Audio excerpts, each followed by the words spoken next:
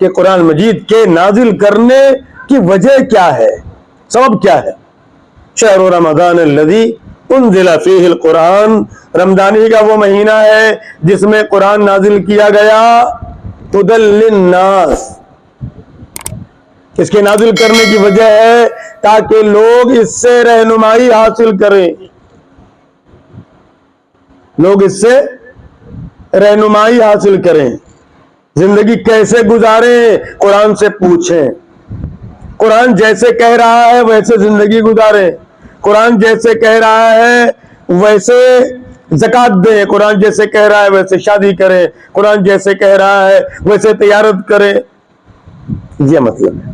ہدی للناس، لوگوں کی رہنمائی کے لیے قرآن نازل کیا گیا۔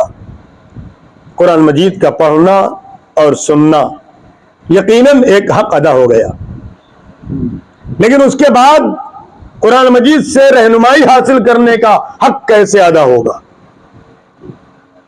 اصل تو ہدی للناس ہے مقصد اس کا۔ ہم نے قرآن نازل کیا تاکہ لوگ تلاوت کریں، کہاں ہے یہ؟ تاکہ لوگ تلاوت کریں نہیں، ہاں تلاوت کریں گے، ایک زینے پر پیر رکھیں گے تو آگے توفیق ملے گی کہ اس کا مطلب سمجھیں۔ جب مطلب سمجھیں گے دوسرے زینے پر تو اگلے زینے پر پیر رکھنے کی نوبت آئے گی کہ اس سے ہدایت حاصل کریں۔ لہذا قرآن مجید کی تلاوت کرنا جو پہلا زینہ ہے اس کی رہنمائی کی طرف، اس کے بعد اس کا مطلب جاننا، اس کا مفہوم سمجھنا، اللہ ہم سے کیا کہہ رہا ہے، یہ دوسرا زینہ ہے۔ اس کے بعد پھر اس پر عمل کرنا، جاننے کے بعد ہی تو عمل کرے گا، تب اس کے بعد رہنمائی حاصل کرے گا زندگی میں، یہ تیسرا زینہ ہے۔ تو ہدایت کا جو اصل مقصد ہے قرآن مجید کے نازل ہونے کا، اس کا تلاوت پہلا زینہ ہے، سمجھنا دوسرا زینہ ہے، پھر اس کے بعد ہدایت تیسرے زینے پر ملے گی۔ اگر کوئی چھت پہ جانا چاہتا ہو، پہلا زینہ روزانہ چڑھے اور روزانہ اتر آئے، ہر رمضان میں پہلا زینہ چڑھتا ہے اور پھر اتر آتا ہے، یہ بتاؤ بھائی چھت پہ کب چڑھ پائے گا؟ وہ چھت پہ کب چڑھے گا؟ ہر سال پہلے زینے پہ قدم رکھتا ہے اور وہیں سے واپس ہو جاتا ہے۔ دوسرا قدم سمجھنے کا ہے، قرآن مجید سمجھنا پڑے گا، اور پھر تیسرا قدم قرآن مجید سے رہنمائی حاصل کرنے کا ہے، اور جو یہ حاصل کر لے گا رہنمائی، پھر اس کے بعد چوتھی ذمہ داری اس کے اوپر عائد ہو جائے گی کہ اس قرآن کے پیغام کو عام کرے، اس قرآن کے پیغام کو عام کرنے کی ذمہ داری اس پر عائد ہو جائے گی۔ لہذا ایک مومن ہونے کی حیثیت سے ہم سب اللہ کے پیغام کو دنیا تک پہنچانے کے ذمہ دار ہیں۔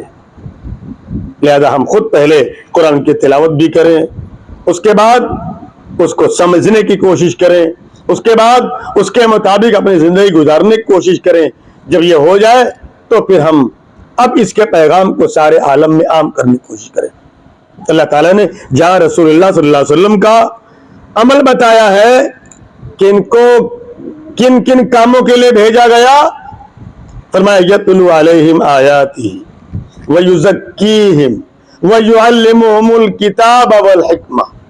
پہلے تو نبی تلاوت کرنا سکھائیں گے، اس کے بعد اس کے مطابق تمہارے دلوں کی، تمہارے اعمال کی صفائی کریں گے، وَيُعَلِّمُهُمُ الْكِتَابَ، اس کے بعد کتاب میں جو بات نہیں سمجھ میں آئے گی وہ سمجھائیں گے بھی۔ تو صرف تلاوت اصل مقصد نہیں ہے، یہ بات ذہن میں رہنا چاہیے۔ اب اس کو کیسے حل کریں گے آپ اپنے طور پر اس کا حل نکال لیجیے۔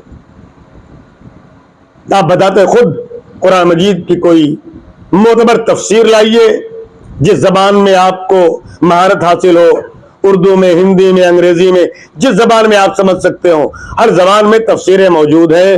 گھر پہ پورے سال روزانہ تھوڑی تھوڑی تفسیر خود پڑھیے اور گھر والوں کو سنائیے۔ سورہ فاتحہ کا یہ مطلب ہے، قل هو اللہ کا یہ مطلب ہے، جو سورت نماز پڑھتے ہیں وہاں سے شروع کیجئے۔ پورے قرآن پر ایک نظر ہونا چاہیے ایک مسلمان کی۔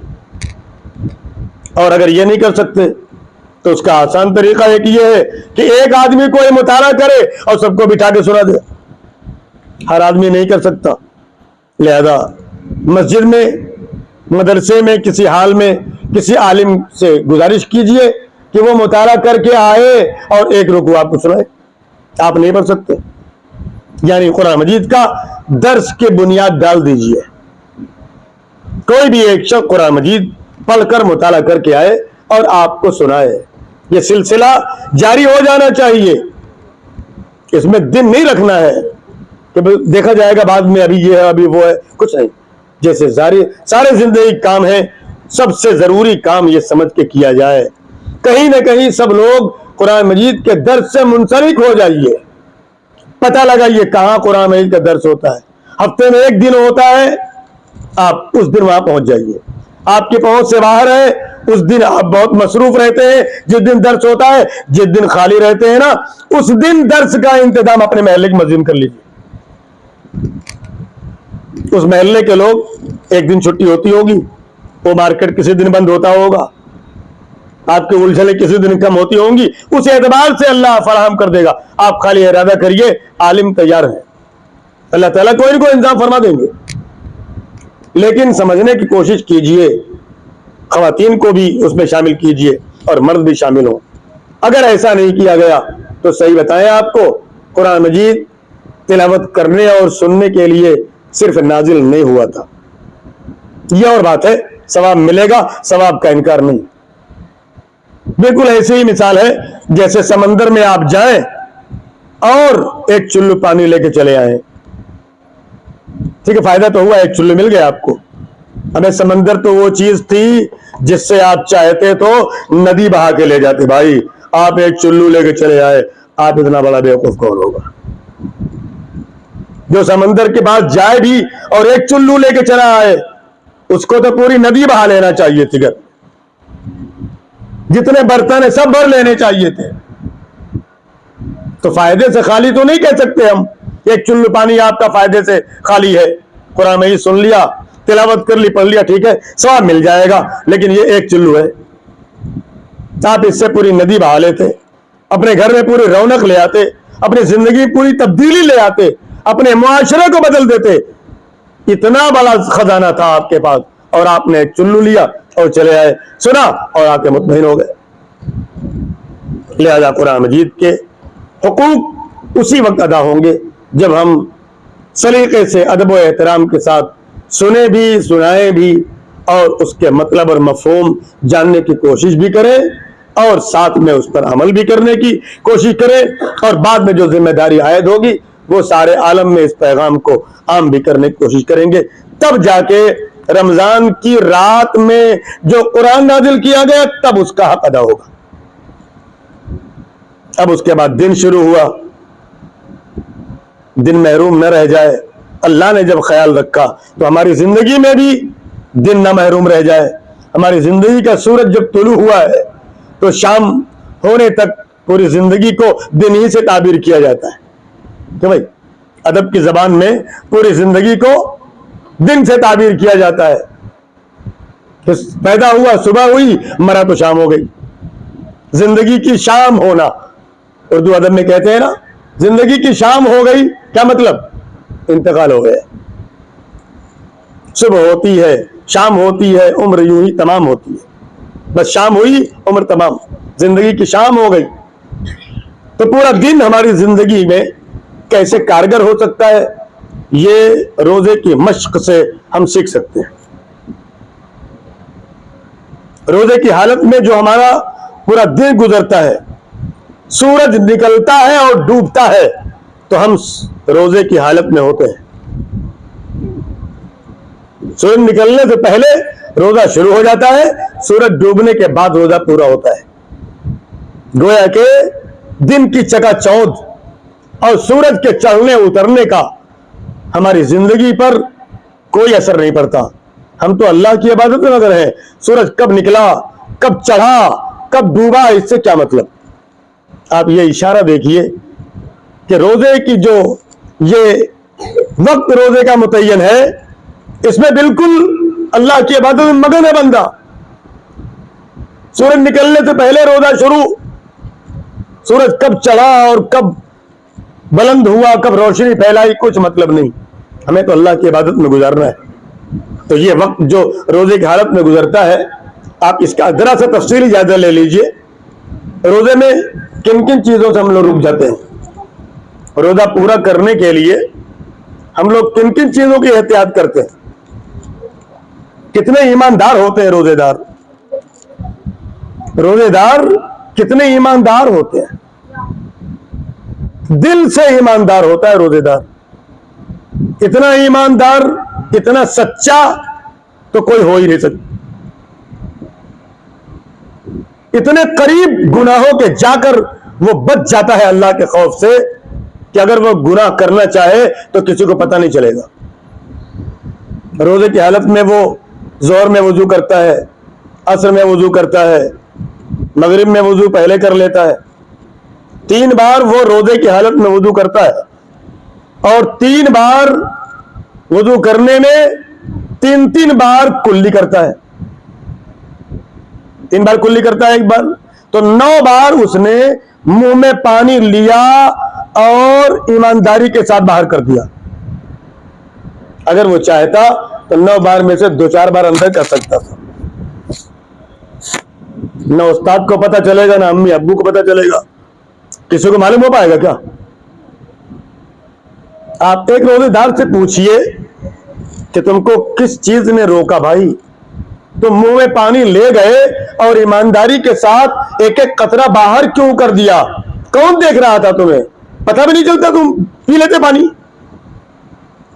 वो कहेगा भाई अल्लाह देख रहा था, और कोई वजह नहीं है। रोजा मुकम्मल होने की और कोई वजह नहीं है। उसके दिमाग में 12-14 घंटे का रोजा है तो 12-14 घंटे ये बात हरदम नफ्स करती है कि अल्लाह देख रहा है, अल्लाह देख रहा है। मुंह में पानी ले गया, कोई नहीं देख रहा है, अंदर हलक से नीचे उतरने ना पाए, अल्लाह देख रहा है। ये जो ख्याल है ना रोजे की हालत में, यही पाकबाज, यही मुत्तकी, यही परहेजगार बना देता है। अल्लाह ताला ने फरमाया ना, रोजे तुम पर फर्ज किए गए जैसा कि तुमसे पहले लोगों पर फर्ज किए गए थे, ताकि तुम परहेजगार बन जाओ। रोजा रखोगे ना तो अल्लाह का खौफ ऐसा ही बैठ जाएगा दिलो दिमाग में कि पूरी जिंदगी ऐसे ही गुजारने लगोगे। अल्लाह देख रहा है, अल्लाह देख रहा है, अल्लाह देख रहा है। बस इसी चीज की कमी होती है, जब भी गुनाह कोई बंदा करता है ना कहीं वो तन्हा समझ लेता अपने आप, कहीं ना कहीं वो ये समझ लेता है कि कोई नहीं देख रहा है। गुनाह की इब्तिदा, बुनियाद जो पड़ती है ना, वो तन्हाई से ही पड़ती है। तन्हाई का एहसास ही गुनाह की बुनियाद डाल देता है। अगर ये बंदा समझ ले मैं कभी तन्हा नहीं हूं तो गुनाह की बुनियाद ही नहीं पड़ेगी। अगर कोई आज बच्चा अपने वालिदैन के सामने पान खा रहा है, सिगरेट पी रहा है, बीड़ी पी रहा है और मसाले खा रहा है, तो उससे पूछिए, आज उसकी शर्म मर गई असल में खाते खाते।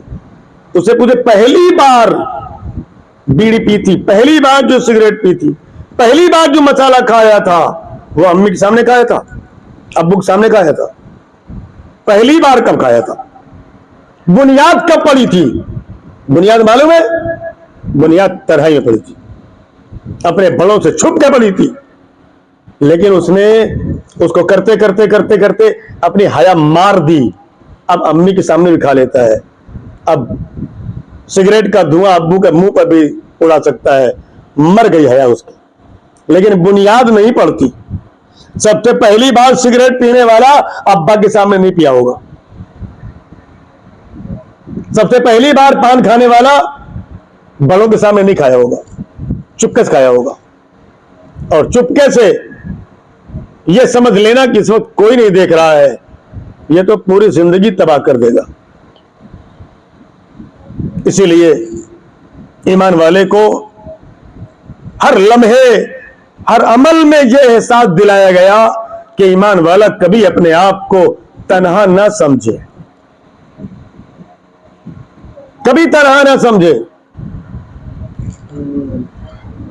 کسی لمحے آپ کو یہ احساس نہیں ہونے اس لیے کہہ دیا کہ 2 فرشتے تمہارے آس پاس رہتے ہیں.